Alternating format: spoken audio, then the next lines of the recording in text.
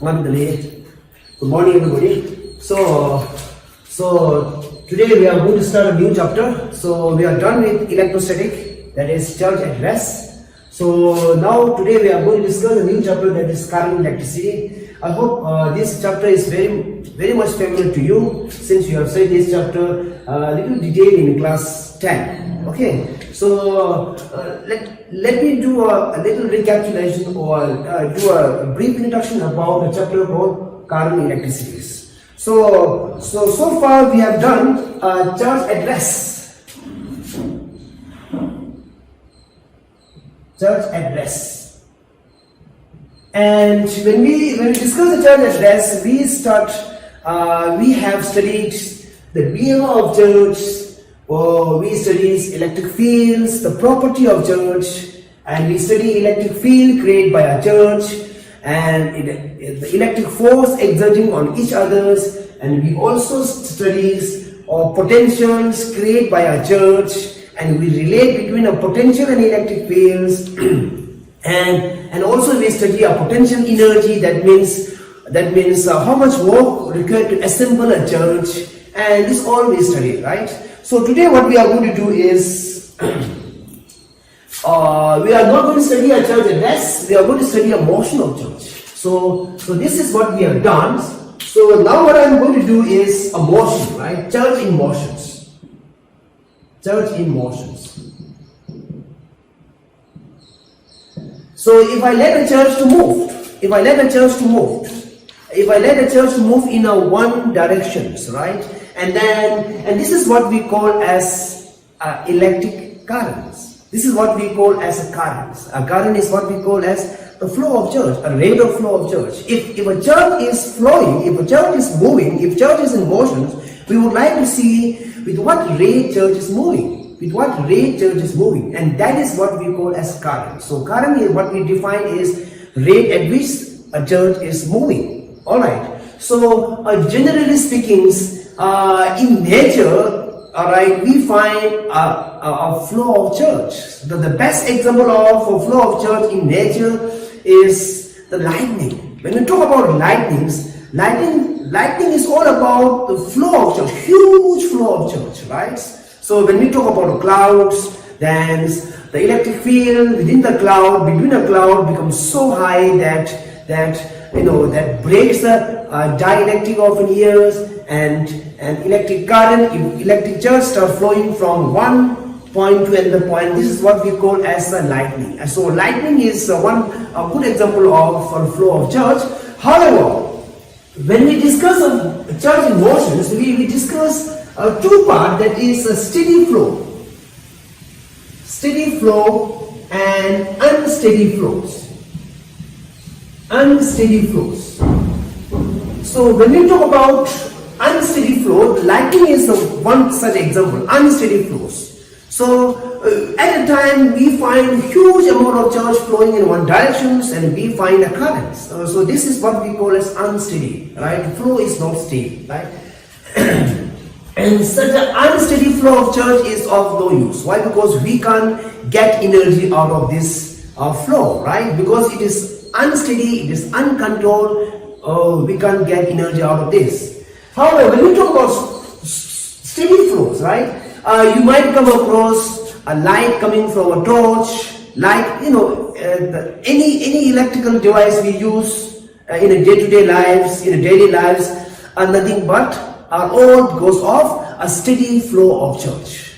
Alright, if I have a torch, if I put a bulb on the torch, we find a bulb glowing, and we don't see a bulb and start glowing and then stop glowing, doesn't it, right? It keeps on steadily glowing, and that is a good example of steady flow of charge, right? So here when we talk about current electricity, we refer to a steady flow of charge. We refer to a steady flow of charge. Alright. So in this chapter, what we are going to study is, we are going to study how charge, that is the trying to define the dip velocities, define the currents, and how current is related to electric field or electric potentials. Alright. So we have done in our previous chapter that if an electric field is applied, the charge experience the force and church start moving in one direction. And one more very important point we discussed last time is that if this is the electric field in these directions, if it is a negative charge, then this is the force. If it is a positive charge, this is the force. So there will be a net force, alright. Along the electric field, when a charge is positive, opposite to electric field is a negative charge. That's what we studied, right? So applying this, we will try to understand a relationship between a voltage and a current, and this is what we call as Ohm's law. And we will say that when an electric field is applied across a wire or conductor, there is what we call as drift velocities. There is a net flow of charge. Alright, that is what we call as a drift velocity. Alright. So we will try to study how we'll talk about the cells, and we'll talk about resistance, and in this chapter what we are trying to study is we try to measure our currents and applying some voltage, and we try to measure our resistance. Alright, this is all what we are going to do in this chapter. Alright, so now what I'm going to do is I'm going to define a current, what exactly current is. Alright, so let me give you one simple example. Right, my example is that let's say this is a conductor. Let's say I have a conductor. Let's say I have some tube, whatever, right? I have a tube. Conductor could be a solid conductor in a gas, ionized gas, or conductor could be electrolytic solution, whatever, right? So I have a conductor, and I say that this is the net positive charge. This is the net positive charge moving in these directions, and I have a net negative charge. This is the net negative charge. This is a net negative charge moving in that directions. This is net forward directions, and this is the forward directions. All right, forward directions. So I say this is a conductor. All right, and I have a net positive charge moving in a forward directions, net negative charge moving in a forward directions, and then I say, what about the net charge? I say net charge. Let's say net charge is Q, which is equal to Q plus, alright, minus plus minus Q, right? And if I say a net charge is moving again in a forward directions.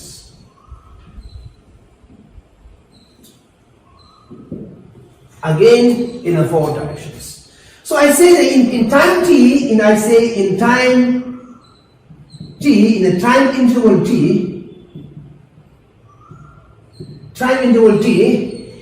Q amount of charge moves in a forward direction. Q amount of charge move in a forward directions. Alright. So that means the number of a positive charge is more than number of negative charge. Number of positive charge is more than 1, because positive charge and negative charge, they cancel each other. Since a positive charge is more than negative charge, so therefore this charge remain a positive, and positive charge start moving in a forward direction, right? So now we define a current here, right? So what is current? I define a current is equal to Q divided by T. The net amount of charge flowing in a forward direction is proportional to time. If more time, more charge start flowing in a forward direction. Less time, less charge is flowing in a forward direction. However, the current will remain same. So current is what we define like this. This is what we call as a rate of flow of charge. I say a time rate of flow of charge. A time rate of flow of charge. Time rate of flow. This is what we call as current. Sometimes we call it as an average current. This is what we call as average. This is what we call as average current. Now let's say if I say if Q plus minus Q is equal to minus. If it is a negative, here it is a positive, right? Here it is a positive, right? Here it is a positive. Now if it is a negative, then net flow is in a forward backward direction. Net flow of church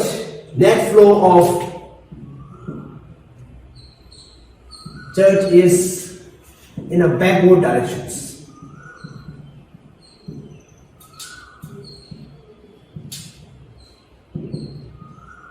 In a backward direction. That means there is this goes in this. Why? Because negative charge is more, positive charge is less. So therefore we say that the current is moving in a backward direction. We call current is moving in a backward. I think this is done in class 11, class 10, right? So this is what we have, right? So if a net charge is negative, then net flow of charge is in a backward directions. Net flow of charge is in the backward directions.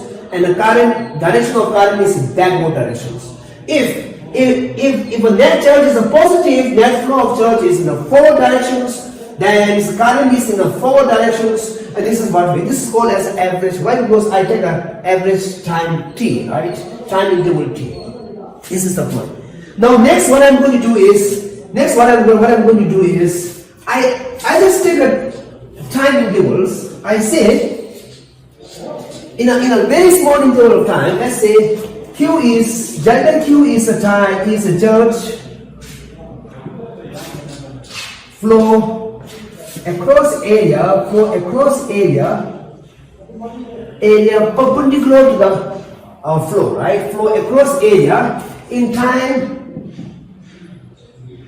t to t plus delta t. Then what is the current? And I say a current is equal to delta Q by delta T. Delta T is a time interval, delta Q is a charge, and this is what we call as average current. Now, if I want to find out what is current at particular time, right? Current at time t, which is what we call as instantaneous currents.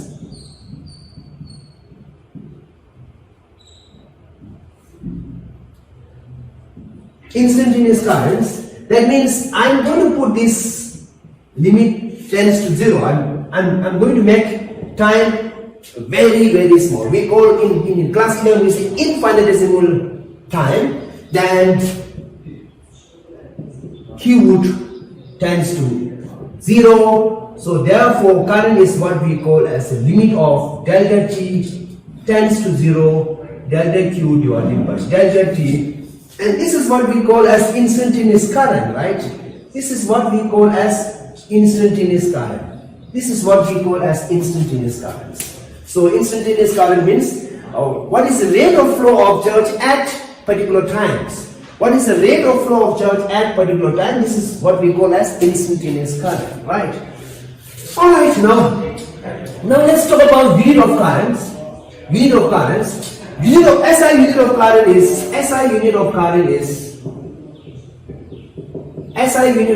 is ampere, denoted by A. Alright, 1 A is equal to 1 coulomb per second. Alright, or I can say coulomb per second. That means 1 coulomb of charge moved across area in 1 second is what we call as 1 ampere. 1 coulomb of charge moved across this area in 1 second is what we call as 1 ampere, right? So this is what we have. All right. Now what I'm going to do is study the electric current in a conductor. Now I'll move to a conductor. All right. So far we discussed in general conductor. That conductor could be a liquid conductor, that is electrolytic solutions in a gaseous forms, ionic gas or ionized gas, and then conductor. Now I'll move this to a conductor in a electric conductor in a conductor. Let's say that is a wire conductor. So let us have this. So I have a wire maybe a copper wire, a cylindrical copper wire.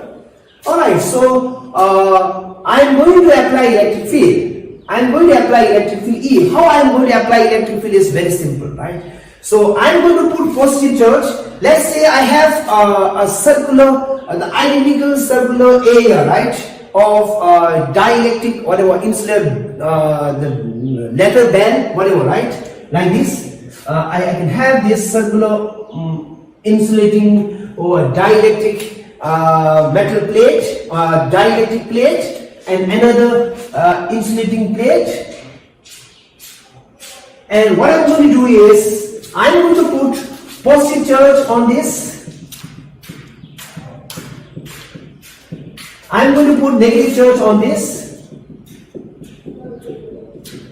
And what I'm going to do is, I apply this to one side of a cylinder. I apply this to another side of a cylinder, alright, so that this become a positive charge and that become a negative charge, and which creates electric field, which we have a potentials. I say this is a potential difference is V, potential difference is V, and electric field E is created. Electric field is created. Potential difference is applied. Potential, why? Because of positive charge at one side and negative charge at other side. Now immediately what is going to happen is flows take place. Flow means negative charge are flowing, alright, negative charge, that means electrons are flowing from one side to another side, alright. So once these electrons once this electron comes to this side, this become electrically neutrals, this become neutrals, this also become neutrals. Alright, so look at here. So what happened is that once I apply a positive charge at one side and equal amount of negative charge on other side, there will be a flow of charge, alright, so that negative charge at this side decreases, positive charge on that side decreases also, right? Alright, that means electric field start decreasing. Alright, immediate flow of charge taken place. Why? Because in a way we have an electric field level, negative charge to move in opposite directions. Alright, so there will be a flow of charge. There will be a flow of charge. Alright, and the flow of charge is defined by electric fields. Flow of charge is defined by a potential difference. Alright. So now if I say, if there is a rate of flow of a charge taking place from this side to that side, negative charge from this side to that side, that means the number of positive charge on this side start decreasing, number of negative charge on that side start decreasing. Alright, so the rate of flow is equal to the rate of decreasing of positive and negative charge on two sides. Alright, and after some time what happens is that this becomes 0, that becomes 0, so there won't be any flow, and that become unsteady. So we want a steady current. So to achieve this, what we are going to do is, I'm going to supply a negative charge, positive charge. I'm going to supply a positive charge. I'm going to supply a negative charge. I'm going to supply negative charge at one side and positive charge on other sides. And amount of negative charge supply and amount of positive charge I supply is equal to the rate of flow. Alright. Amount of positive charge I supply, amount of negative charge I supply at one side and positive charge at other side is equal to the rate of flow of charge. Rate of flow of a charge. If a rate of flow of charge is A, then rate of supply must be A. If a rate of flow of a charge is A, then rate of supply of a charge must be A. If this is so, then there will be what we call as a steady current. Current neither increases nor decreases. Alright. Then what we call as we will have a steady current. And now the point is, how are we going to achieve this? Alright, so this can be achieved by applying cell.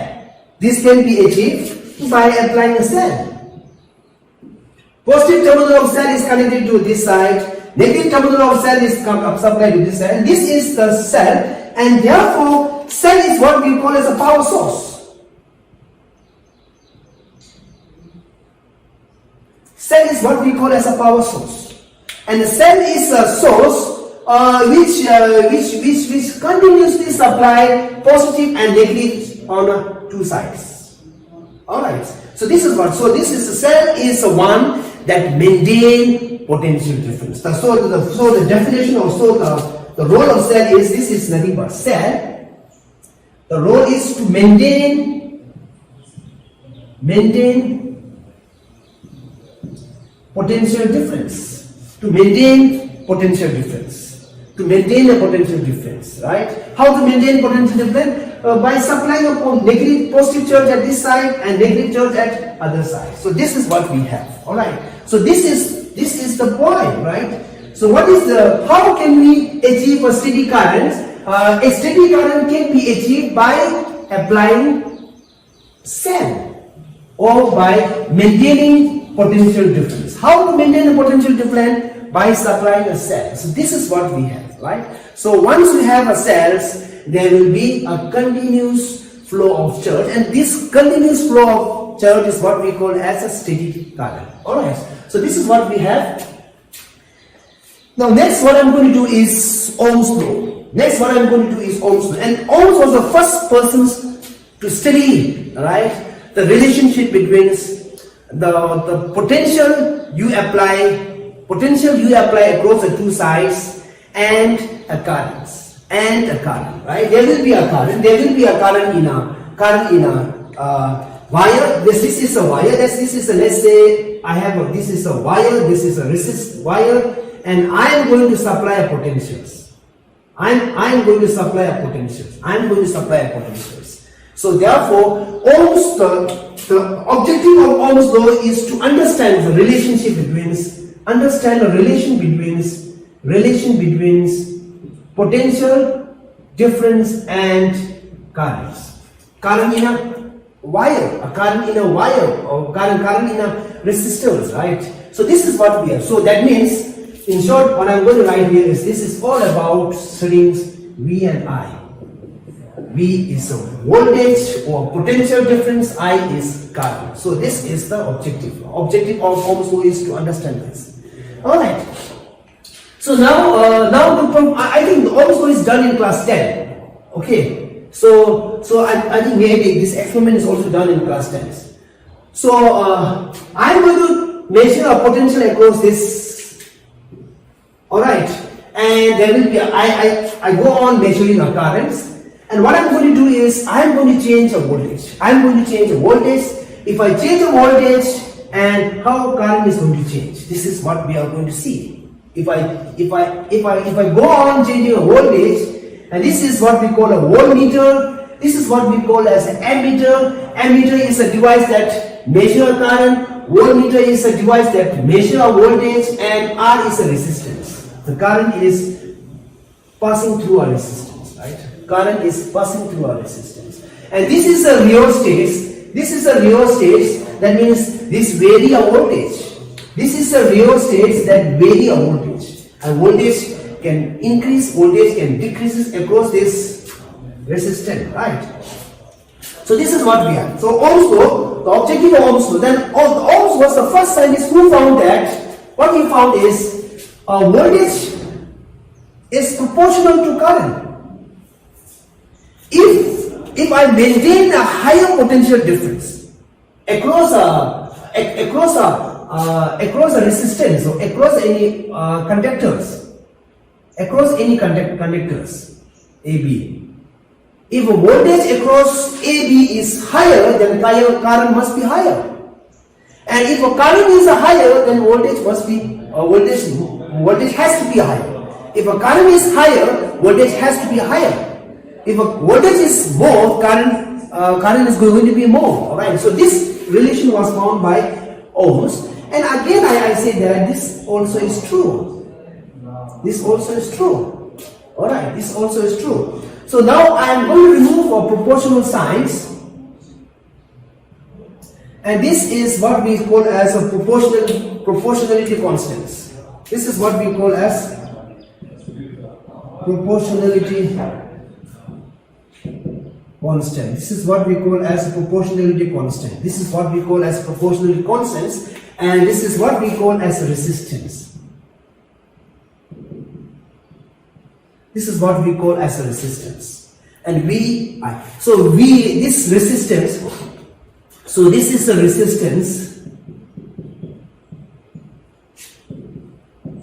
R is a resistance. R is a resistance. And so R is a resistance. This is the property of material, right? This is the property of resistor, that property of conductor, and which is determined by nature of materials, and which is determined by geometry. That means shape,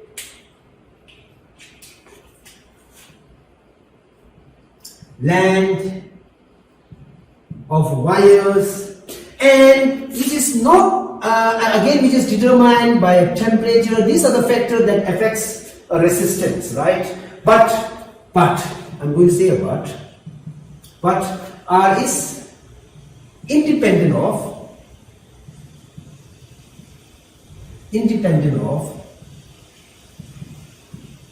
R is independent of V and I. R is independent of R, neither depend on V nor depend on I. R is independent of V and I, but the R is determined by these three factors, that is nature of metals, whether it is very good conductors or a little less conductors, the shape, size, and the temperatures. This is what we call as a resistance, and this is what we call as, and look at here, these two relations are what we call as a linearly proportionals. V and I are linearly proportionals. Linearly proportionals. V and I are linearly proportional. That means if I have a graph, if I take a graph, let's say if I have a graph like this, if this is a voltage and this is current, this is what we call as linearly proportionals.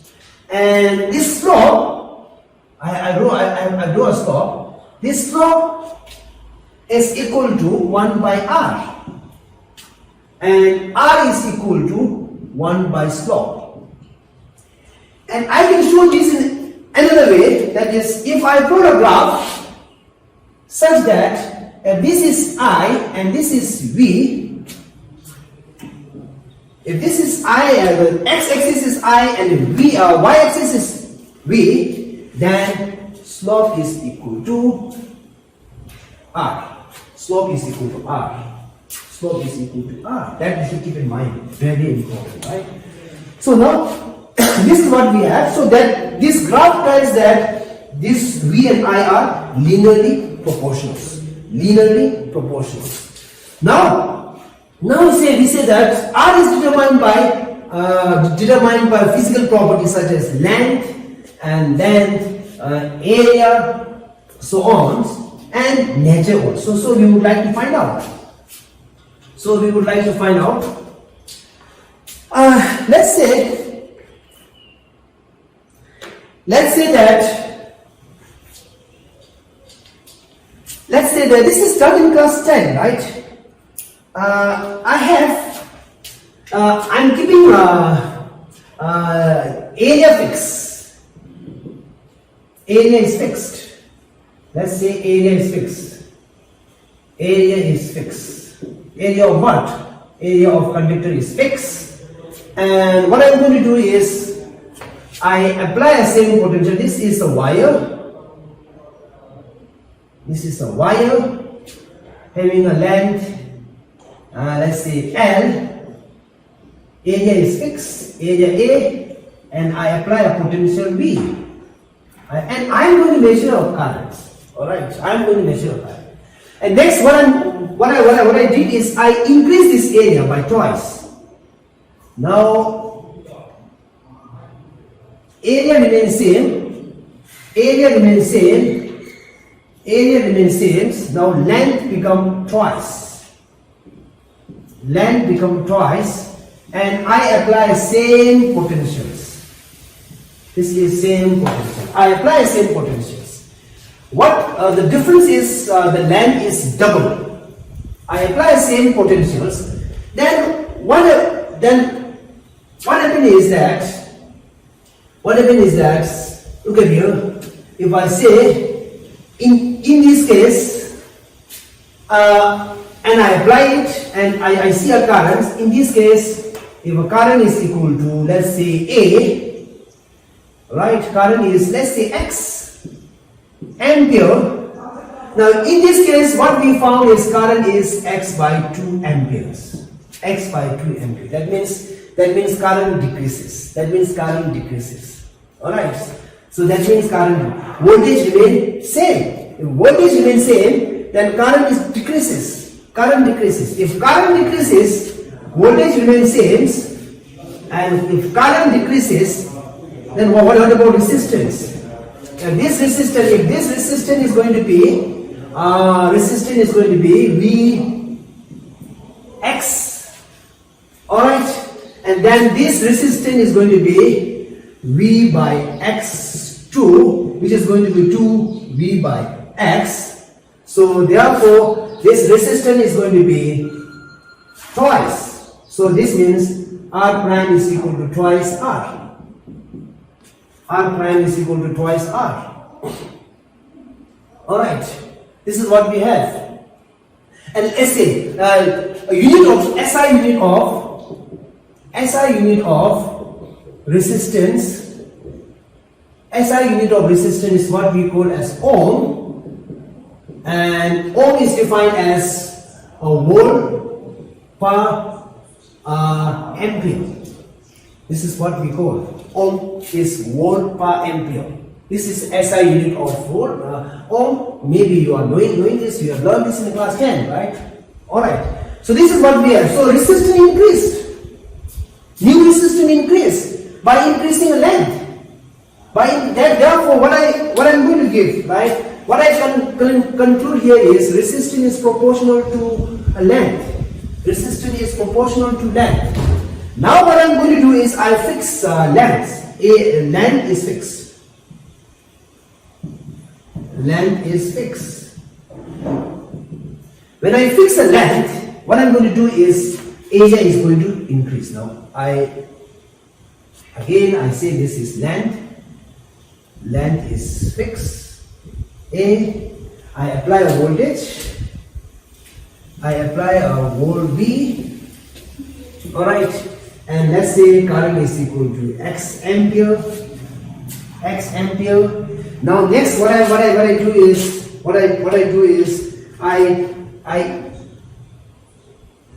length remains same, area I just increase. Now this become 2A. This is A, that become 2A, and length is fixed. Length is fixed. I apply same potential. I apply same potentials. In the second case, what I found is I becomes twice X amperes. I become twice X amperes. And from this what we conclude is resistance here is going to be alright, let's say this is R, resistance is going to be R, this is equal to V by X, which is equal to, let's say, R. Now what about here resistance, right? This resistance R prime is equal to, what is resistance? Resistance is V. Now current become 2X. Alright, so that is R divided by 2. Now here what we found is resistance decrease. Resistance decrease by half by increasing area twice. Here in this case resistance double by increasing a length double, right? So what I conclude here is, and this is inversely proportional to length. This is inversely proportional to length. Alright. Now from this, what I can write here is, now R is proportional to L, R is proportional to 1 by A. Alright, so therefore R is equal to, R is proportional to L by A. I remove this proportional sign and what I get is rho is again constant. Rho is constant proportionality. Constant proportionality. Rho is constant proportionality and we call this as a resistivity. Resistivity, and this resistivity is independent of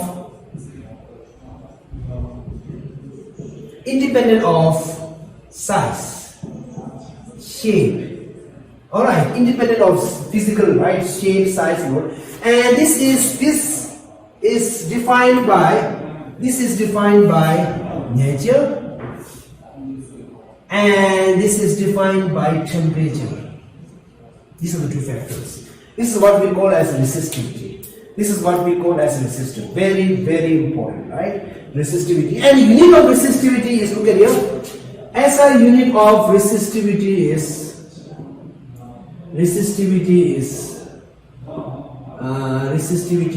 ohm meters. That is ohm meter. This is the unit of resistivity, right? Ohm per meter. I'm sorry, this is ohm per meter, right? This is ohm meter. This is ohm meter, right? Resistivity. I can write this resistivity as R A by L. This is resistivity, and this doesn't mean that this is proportional to R by L. This is independent of A and this is independent of L. All right. The SI unit of resistivity is ohm meter. All right. So this is what I have. Now what I'm going to do is, this is, so far we are talking only about class 10. These all things are done in class 10. So now what I'm going to do is,